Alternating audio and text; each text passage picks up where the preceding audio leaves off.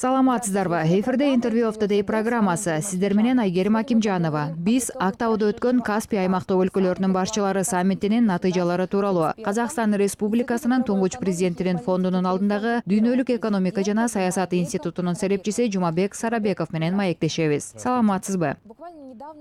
Саламатсызбы. Жакында биз чыныгы тарыхый окуяга күбө болдук. Актау шаарында Каспий аймактык мамлекеттеринин башчылары жолугушту.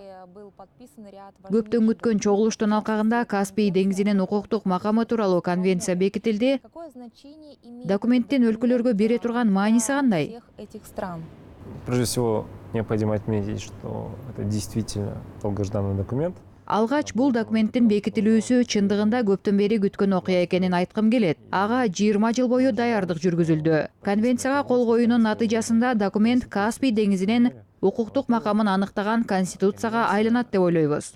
Биринчиден, ал деңизге тиешелүү Каспий аймактык өлкөлөрдүн кызматташтыгын мыйзамдуу негизде ар тараптан жол жоболойт. Экинчиден, бул Каспийди достук менен тынчтык максатта пайдаланып, ал жердеги ресурстарды эффективдүү түрдө пайдага жаратууга багытталган документ. Анын бере турган дагы бир маанилүүсү ал деңиздеги экосистеманы коргоо.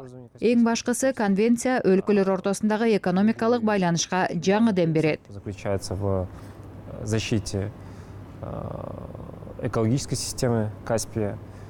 И, наконец, конвенция предусматривает создание благоприятных условий для взаимовыгодного экономического сотрудничества. Конвенциянын түзүлүп, келишүүсүнө Казакстан кандай салым кошту? И согласование этой конвенции.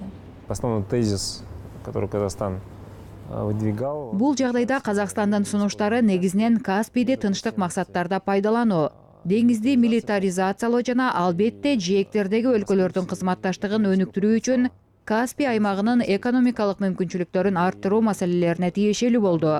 Бул ой пикирлер мамлекет башчысы Актауда өткөн саммитте айтып чыкты. Жолугушууда эл башы аскерий коопсуздук тармагы боюнча бирдиктүү кызматташтык документин түзүү демилгесин көтөрдү.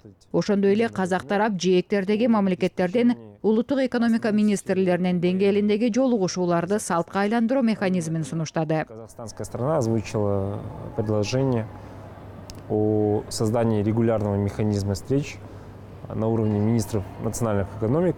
Какое значение имеет Курык портунун Казакстан жана Каспий аймактык өлкөлөрү үчүн мааниси, тийгизе турган пайдасы кандай? он может принести выгоду в будущем и в настоящем? Курык, он позволит... Курык портундагы жүк ташуулардын көлөмүн 3 эсеге арттырууга себеп болот. Ошондуктан бул порттун Казакстан үчүн мааниси чоң. Бул өлкө экономикасынын коопсуздугу. Курык транзитинин Каспий аркылуу жүк ташууларынын атаандаштыкка жөндөмдүү альтернативалык багытын камсыз кылат. Конкурентоспособный альтернативный маршрут транзита грузов через Каспий.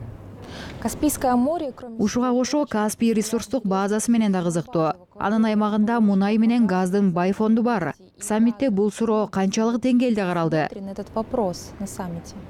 Следует отметить, что в конвенции есть пункт положения о том, что Конвенцияда Каспий жээктериндеги өлкөлөрдүн деңиз түбүнөн түтүк тарта алат деген келишим бар экенин белгилеп кетким келет. Анткени ал өтө өзөктүү маселе болду. Азербайжан менен Түркмөнстандын ичара деңиздин түбүнөн транскаспийлик газ түтүктөрүн салуу оюн мыйзам негизинде ишке ашыруунун мүмкүнчүлүгү жаралды. Долбоор ийгиликтүү ишке ашса, ошол түтүккө Казакстан да кошула алат.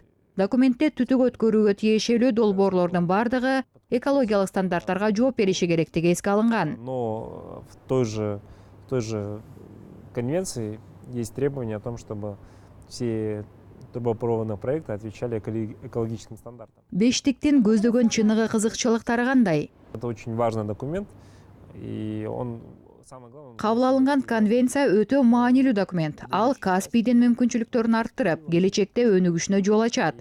Каспий аймактык өлкөлөрүнө чет өлкөлүк компаниялар каржы салышат. Различных зарубежных компаний активно вкладываться в каспийские страны. Жумабек мырза, кызыктуу жана пайдалуу маегиңиз үчүн сизге чоң рахмат. Сиздер менен бирге интервью of the day программасы болду. Казак ТВ телеканалы аркылуу жолукканча.